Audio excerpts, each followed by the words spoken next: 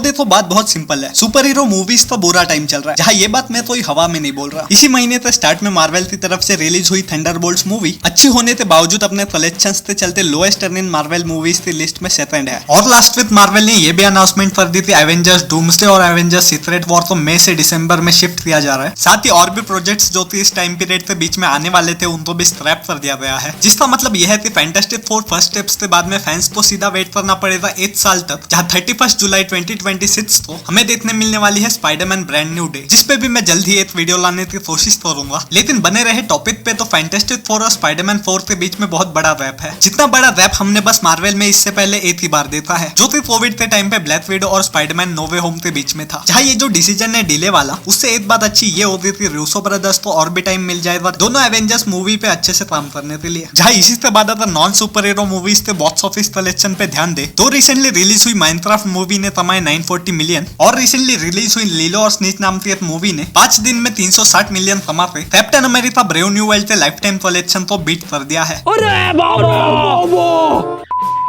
कहने का मतलब यही है कि एक टाइम पे जो super hero movies box office की महाराजा हुआ करती थी वो अब नहीं है। और जुलाई में डीसी स्टूडियोज और मार्वल स्टूडियोज दोनों ही हमें बहुत बड़े क्रिएटिव रिस्क लेते हुए देखने मिलने वाले हैं अपने अपने सिनेमैटिक यूनिवर्स को रीइंट्रोड्यूस करने के उम्मीद में। सुपरमैन जो कि रिटर्न और डायरेक्टेड बाय जेम्स गन है, पहली बार हमें इंट्रोड्यूस होते देखने मिलेगा ऐसी मूवी में जिसमें उसके साथ और भी सुपर हीरोज इंट्रोड्यूस होने वाले हैं और सुपर विलेंस भी, जिनमें से कुछ कैरेक्टर्स को तो ऑडियंस जानती है, लेकिन कुछ तो सीधा फ्रेश कॉमिक बुक से उठाते इंट्रोड्यूस किया जाने वाला है। जहाँ फैंटास्टिक फोर की तरफ बड़े तो इसे डायरेक्ट किया है मैट शैटमैन ने, और इस मूवी के साथ मार्वल भी बिल्कुल डिफरेंट अप्रोच लेते चल रहा है। साथ ही प्रमोशंस के दौरान फैंटास्टिक फोर तो मार्वल की फर्स्ट फैमिली कहते बुलाया जा रहा है, जो कि 1960s के रेट्रो फ्यूचरिस्टिक न्यूयॉर्क में हमें देखने मिलेगी। और क्या मैंने बताया कि ये सब दूसरे रियलिटी में हो रहा है, तो इस मूवी को देखने के लिए भी किसी और मूवी को देखने की जरूरत नहीं है। जहाँ वैसे तो इन दोनों ही मूवीज के पंदों पे बहुत ज्यादा बोझ है, क्योंकि अगर डेविड कॉन्सवेट का सुपरमैन ऑडियंस का अटेंशन नहीं खींच पाया तो वो वार्नर ब्रदर्स के डीसीयू के बड़े बड़े प्लान्स के लिए क्रिप्टोनाइट से कम नहीं होगा। और अगर पेड्रो पास्कल से फैंटास्टिक फोर की टीम अपने पहले कदम में ही लड़खड़ा गई तो ये कमजोर करेगा आने वाली एवेंजर्स डूम्सडे और सीक्रेट वॉर के फाउंडेशन को। तो ये कहना बिल्कुल गलत नहीं होता कि इस बार दाव पे बहुत कुछ लगा हुआ है, और अगर ये मूवीज नहीं चली तो ना चाहते हुए भी सुपर हीरो मूवीज तो अपना बिस्तरा पोटला बांधते चलते बनना पड़ेगा। वैसे देखा जाए तो कोई भी जॉनर बिल्कुल भी डिसअपियर नहीं होता हॉलीवुड से, मतलब टाइम जाने के बाद भी बीच बीच में कुछ मूवीज आ ही जाती है। लेकिन सुपर हीरो मूवीज की बात अलग है। सुपर हीरो मूवीज तो बनाने और मार्केट करने में लगने वाले अंधे पैसों की वजह से ये मूवीज डिमांड करती है एक बड़े ऑडियंस बेस को, जो कि ये मूवीज देखने जाए। जहां मार्वल ने अपने अगले 2 साल के आउटपुट तो ऑलमोस्ट हाफ कर दिया है, जिससे डिज्नी का जो अपने ही पैर पे कुल्हाड़ी मारने का पूरा प्लान था वो भी कैंसिल हो चुका है, और इससे मार्वल के क्रिएटिव डिवीजन के मजदूरों को भी सांस लेने का टाइम मिल गया। साथ ही जेम्स गन और उसके को चीफ पीटर सैफ्रॉन ने भी ये क्लियर कर दिया है कि वो मल्टीपल प्रोजेक्ट्स तो अनाउंस करते डीसीयू तो मच्छी मार्केट नहीं बनाने वाले, और ना ही किसी प्रोजेक्ट तो ग्रीनलिट करने वाले जब तक प्रॉपर स्क्रीन प्ले रेडी ना हो। तो ओवरऑल देखा जाए तो जितनी creative forces super hero movies तो बनाने में लगती है, और जो ओजी कैरेक्टर्स इस जॉनर के पिलर्स बनते खड़े हैं जैसे स्पाइडरमैन, बैटमैन और सुपरमैन, तो स्ट्रॉन्ग वर्ड्स यही है कि सुपर हीरो मूवीज देखने वाली ऑडियंस आगे भी इन मूवीज को देखना पसंद करेंगी, उसी थ्रिल के लिए जिसने 25 साल तक सुपर हीरो मूवीज को एक रिलायबल पैसे छापने की मशीन बनाया है। बस चेंज ये होता थी उतना कचरा नहीं होता प्रोडक्शन में जितना अब तक होता था। तो इतना ही था इस वीडियो के लिए। वीडियो अगर आपको अच्छी लगे हो तो वीडियो को लाइक कर देना, और अगर ज्यादा अच्छी लगे हो तो चैनल को सब्सक्राइब भी कर देना। मिलते हैं किसी और वीडियो में, तब तक के लिए